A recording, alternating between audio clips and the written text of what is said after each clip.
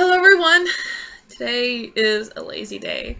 As you see from the title, I have a book review. This is The Angel Stone by Juliet, Book 3 of the Fairwick trilogy, and the last book of the trilogy. Well, yeah, Book 3 of the trilogy. Trilogy means 3, and it is Book 3. Oh my dear lord. I love this book so much. I love it so freaking much, okay? You have no idea how much I love this. And literally, I just read the last chapter today. At the beginning, it was maybe like the first 3 to 5 chapters. It was, slow going into, as most books are. It is the beginning, and it has to reintroduce you to the stuff. But, like, everything after that, it just kept picking up. It picked up so much. It just got better and better. Freaking better. Now, I do remember when I read the first book, The Demon Lover. It wasn't the greatest, but I did like it. I do remember I did like it, and I kept it. I felt it could be split into 2 books, technically, or like 2 parts. If you wanted to keep them together, you call it part 1 or part 2, or like say call one fall and then one winter, because technically the first part happened during the fall, and then the second part happened during the winter. So it technically would be really easy to do that. And then I know book number 2, we ended it. I know I really liked that one. It just got better. I did very much love it. Technically call that one like summer kind of thing going on, because at the end of the book, it technically, well, the beginning of this book mentions that the end of book 2, it was like during summertime, or the summer solstice, or something like that. Something was happening during the summer, so you could technically call book 2, like the entirety of book 2, summer. This one, again, it just got even better than book 2. Like, freaking, so freaking good. It's just amazing. I loved it. I said back here, like, Callie must make a wrenching choice. Reclaim a chance for eternal passion, or save everything she holds dear. Technically, that the first part would be like her lover, like Liam and Bill and Demon Lover, like all that stuff together. Or it would be saving Fairwick and all her friends that are technically there, and the friends that had to go back to Fairy. I know I said, like, there's no way she will not get, like, her boyfriend back. We'll just call on that her boyfriend, her love. There's no way that it's gonna end on a, like, technically, paranormal romance will end on the fact that she doesn't get her lover back, or the love of her life back. But you don't know that until, like, you read the book. At the end of the book, I was very satisfied, but not at the same time. There was no prologue or epilogue. But anyway, to get to my point, this would have been like even freaking better if there was an epilogue, just to culminate everything that happened, and like just to say like maybe like a few years later of like taking care of all the Nephilim, because, or the angels, we'll call them angels because that's what they're trying to say themselves as. Where was I going with this? I don't know where I was going with that. Okay. Oh, now I remember. It just, apparently there's supposedly a lot of angel nests around the world. That's not really a spoiler. You kind of figure, like, the way this is going on, and, from reading, like, this book, and I'm not really, in the second book, I'm not really spoiling it, but I might, but whatever. There are a few more angel nests around the world, and it would have been nice to be like, hey, we're going to culminate, like, what to the effect of what's going on with that, what's progressed in Fairwick, and basically what's happened with Callie or Kalik. And like, yeah, it would have been nice. It would have been very nice to have that sort of thing, like that prologue to like help make a summary of all that stuff. But yeah, other than that, I loved it. I loved it so freaking much. And this book too are going on my Christmas list, which my aunt will get for me. Yes, because I love this. I loved it so freaking much. And I recommend that you read it. This was so good. Like, I do recommend it for those of you who love fairy stuff, but there's a lot of other stuff in here that other people will love. The romance is great. There wasn't a whole lot of, like, sex stuff. Well, throughout this whole thing, there's not a lot of, like, the sex stuff, which is what some people like. I like a lot of the sex stuff, but yeah. But there is a lot of, like, sweet romantic stuff that happens, and like Callie's relationship progresses and such. It's really nice. I just wish there was more sex, personally. And there was a lot of this book especially. There was a lot of like action stuff and like progressiveness. It was very like not a whole lot of adrenaline, but it does get your adrenaline pumping.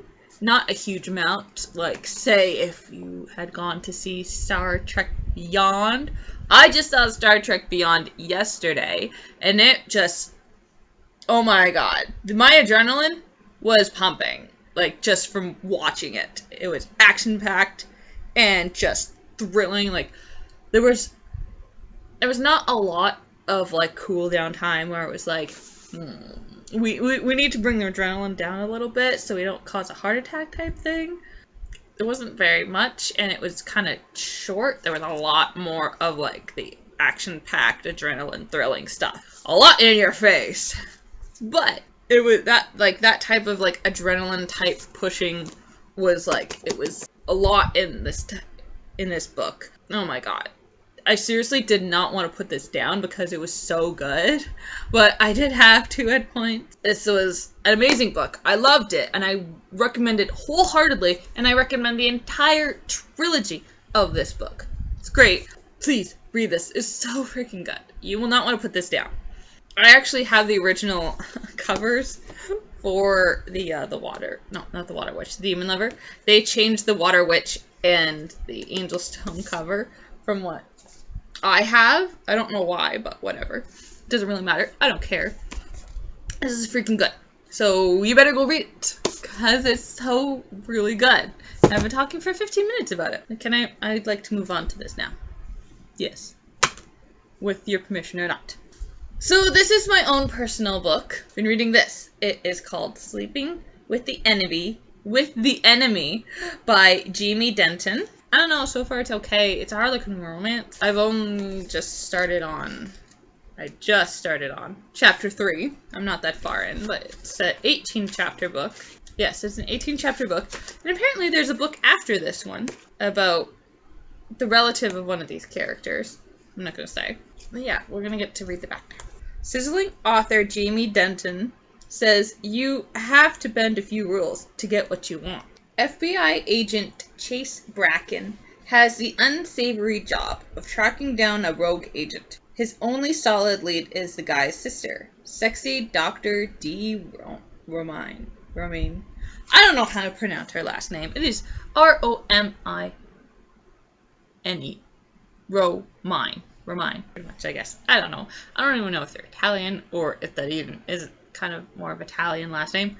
I don't know how to pronounce it, but let's continue. Working undercover, Bracken will do anything to get his man, or woman, including making love to the delectable doctor. And Dee's just a nickname. Her full name is called Destiny. Yes, apparently her name is Destiny. I don't know why. Sort of a weird name when you're considering it's like human. Us, if it was. Never mind! Dee is overwhelmed by the new high school coach in town. Chase seems to have infiltrated her life, her senses, her body, in a short time. She's breaking her own rules and letting emotions sway her, and Dee's certain he's doing the same. Yet something doesn't add up. Could she be sleeping with the enemy? Dee. He said all I had to do was say yes, she told him, wreathing her arms around his neck. Oh, okay. The only thing I hate about certain authors, and I know whenever I get published or when people read my own fan work stuff, they might not like this, but, and this happened with Juliet Dark. It's the way they phrase stuff, like wreathing her arms around his neck. Like, I would have said winding her arms around his neck, because that just makes more sense. But don't tell me you've changed your mind already. I wouldn't exactly say that.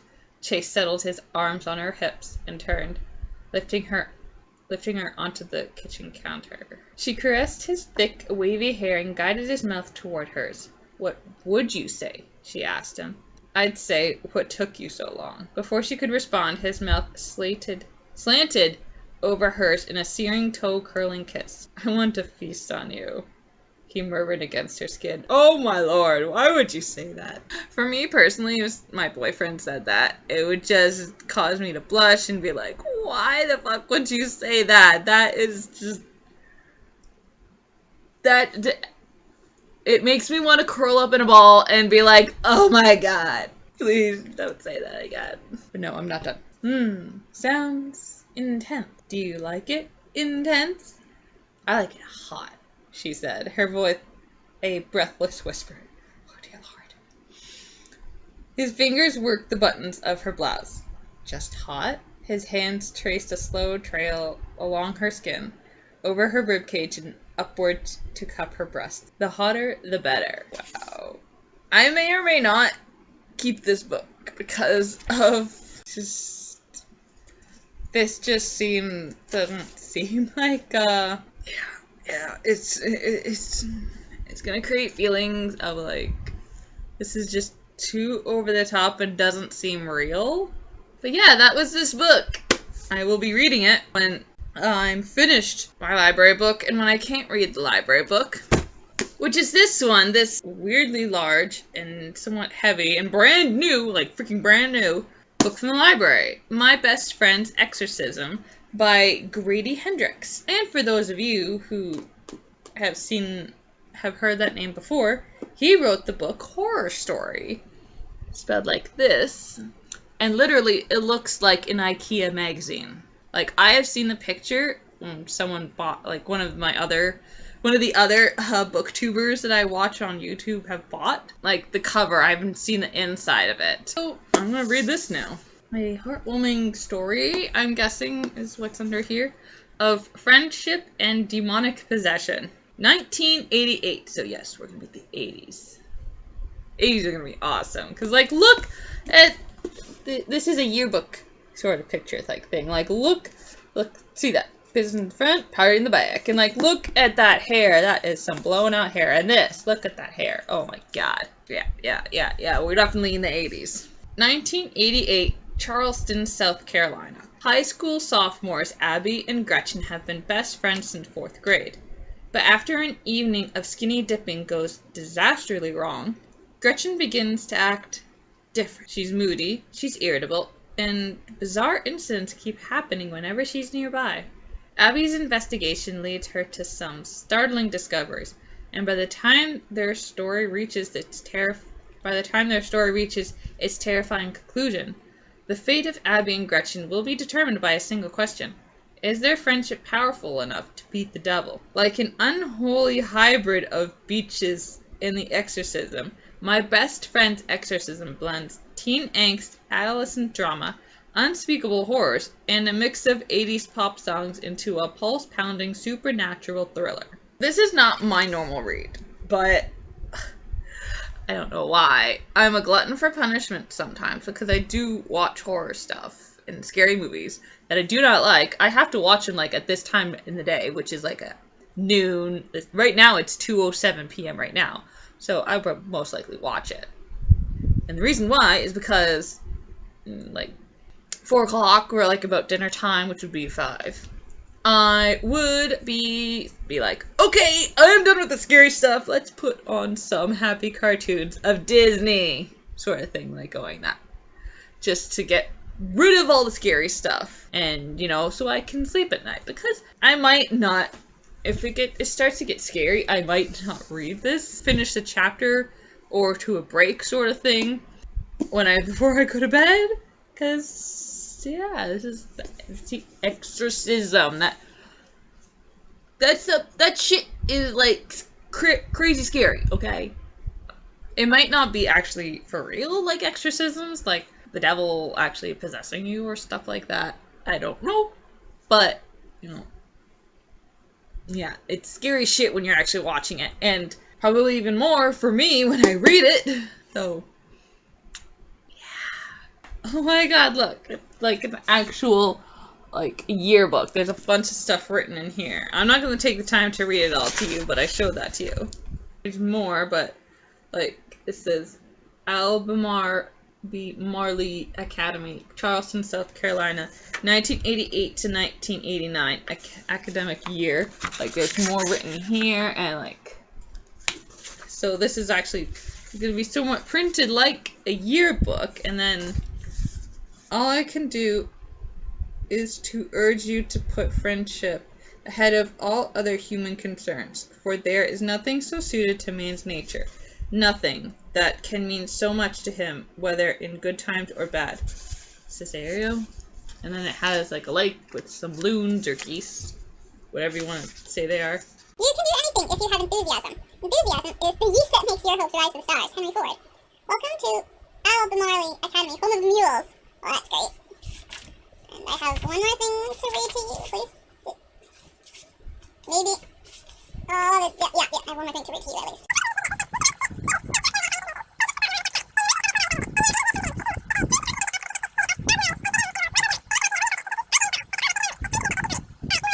We live by and responsibility we share.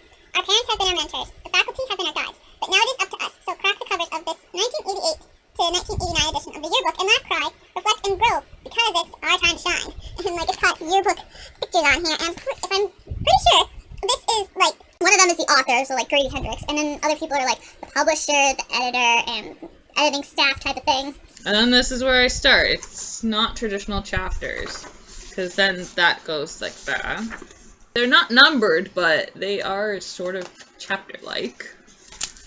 Let's go to the back, see what's there. There's more here. Ha ha ha ha ha ha, look. This page. And like, that's him from the 80s, oh my god. And there's this. There's this. God, do you remember that printed typing? Oh my god. I remember that typing. I used to love using that font. Alright, and then this is the end.